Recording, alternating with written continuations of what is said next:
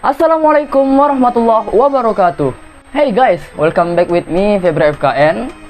Ya, sekarang kembali lagi dengan aku di sini Febri Kurniawan.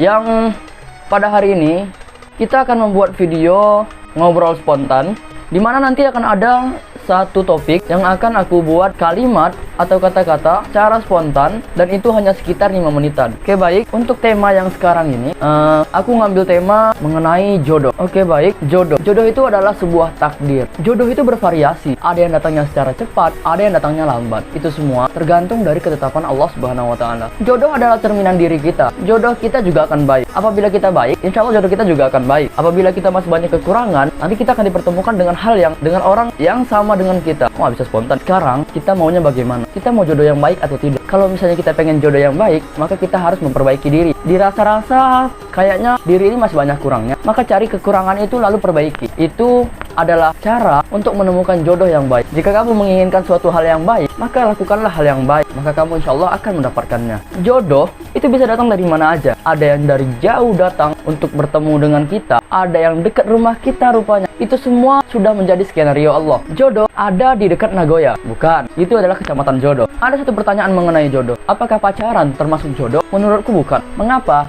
Karena selama pacaran, sebenarnya mereka merasa bahwa itu adalah mereka memiliki satu ikatan. Padahal ikatan yang sebenarnya itu adalah dengan menikah. Dengan pacaran itu sebenarnya belum ada ikatan. Jadi maka dari itu kita selama belum menikah tidak diperbolehkan untuk menyentuh perempuan yang bukan mahram kita. Apalagi lakukan hal-hal yang negatif, lakukan hal-hal yang berbau maksiat. Namun mengapa di masyarakat kita sudah menjadi hal yang biasa? Orang-orang yang pacaran adalah hal yang biasa, padahal itu adalah sebuah perlakuan maksiat. Memang betul, itu adalah tanggung jawab kita masing-masing. Dosa, pahala, itu tergantung dengan kitanya. Apakah kita melakukan hal kebaikan atau kita melakukan hal keburukan? Maukah kita membuat hal kebajikan ataupun kemaksiatan? Tapi terlepas dari itu, ada beberapa orang yang berpacaran, mereka ketika ditegur, mereka merasa bahwa, lah, apa salah saya? Kan saya yang pacaran, bukan kamu. Kenapa kamu yang sewot? Kan kalau misalnya saya masuk neraka, bukan kamu. Hey, dengarkan kami. Dikutip dalam sebuah komentar yang aku dapatkan, ini menarik. Nerakamu memang bukan urusanku. Surga pun belum tentu aku dapatkan. Tapi mengingatkanmu, itu adalah kewajibanku. Kita sebagai umat muslim, bukankah sudah diperintahkan untuk saling mengingatkan? Amar ma'ruf nahi munkar. Perintah kebaikan dan mencegah kepada yang keburukan. Karena jika sesuatu hal terjadi, itu bukan hanya pelaku saja, namun juga masyarakat sekitarnya. Contohnya, gempa bumi. Gempa bumi bukan hanya satu orang saja yang terkena, namun satu masyarakat yang terkena. Banyak dampaknya. Oleh karena itu, jangan merasa bahwa diri ini tidak butuh dengan orang lain, tidak butuh nasihat orang lain. Kita butuh nasihat orang lain. Namun, kita memang harus memilih-milih yang mana yang baik untuk kita. Ketika hal nasihat yang baik diberikan kepada kita, maka terimalah. Karena terkadang kita selalu terlupa bahwa hal yang kita lakukan adalah sebuah kesalahan. Kita harus diingatkan, baru kita tersadar. Dan juga terkadang, kita ini terlalu terlena dengan dunia, hingga kita melupakan akhirat. Menganggap bahwa dosa-dosa kecil adalah hal yang sepele.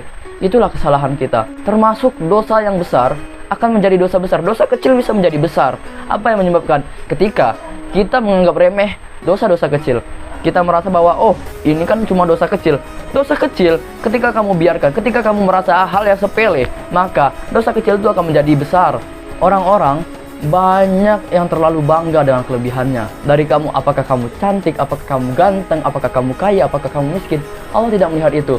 Innallaha la yanzuru ila suwarikum wa amwalikum, walakin yanzuru ila qulubikum wa a'malikum. Sesungguhnya, Allah tidak memerhatikan kamu dari tampang kamu dan kekayaan kamu.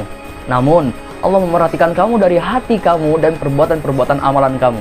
Oke guys, mungkin itu aja ngobrol spontan pada hari ini. Jika kalian rasa video ini bermanfaat, maka share ke teman-teman kalian.